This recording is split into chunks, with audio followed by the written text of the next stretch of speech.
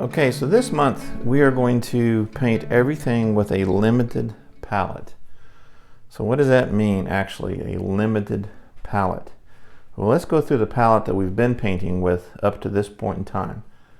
So cad yellow light, cad yellow medium, yellow ochre, cadmium orange, cadmium red light, quinacridone red or alizarin crimson, either one, ultramarine blue, cobalt blue, phthalo green, some kind of brown. So this brown today is burnt sienna.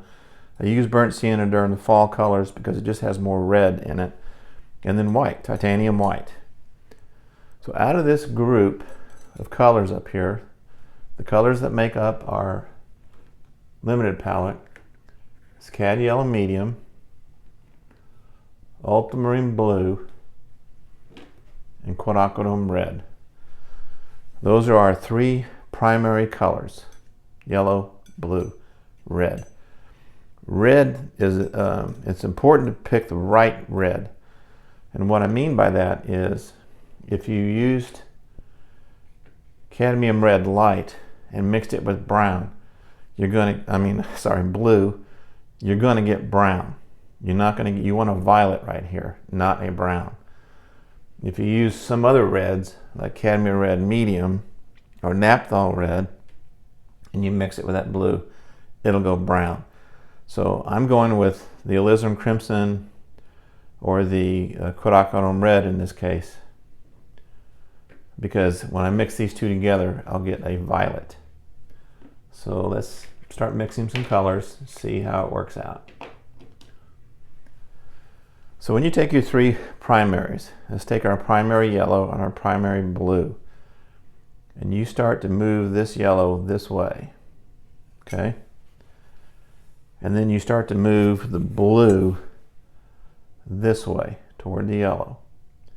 You're going to end up with a very nice green, which is your secondary color right there, okay? You want it darker, more blue, right? You want it brighter, more yellow. So you can see the different kinds of greens you can get just mixing those two together. Now let's take this yellow and move it over here toward our red, and our red toward that yellow. Okay, you start mixing these two together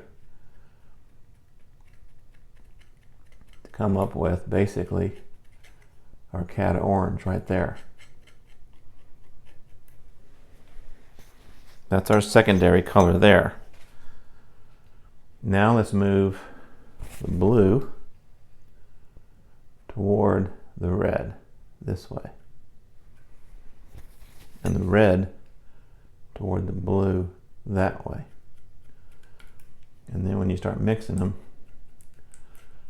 I'm going to put some white in here just to show it to you more, but it's actually it's a really dark violet right there. But when you add that white to it, this is what we're going for. See that purple we're getting now? I'll add some more white. So that's our secondary color between the red and the blue.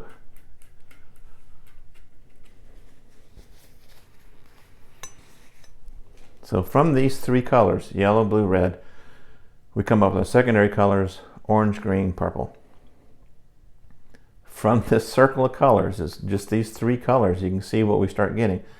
Start adding some white here into this red and pink, and you get a pink. Add some white on the other side. Right, you start getting a really brighter yellowish green. Take these two together, take red and blue, right? If you throw some yellow and orange in there, let's throw some more red because it's not getting there. There it is. Look at the brown you're getting right there. A really dark brown. So what painting with a See that? Look at the gray you get there. You get really beautiful grays doing this. So painting with a limited palette forces you to really think about what colors you need to mix to get to a third color. So if I can do this and this, let's just see what happens. Look at that. That's a brown. And if I want it to be an orangier brown, I just add some of this yellow in there. Look at that. So the variety of colors you can get is just, it's unlimited.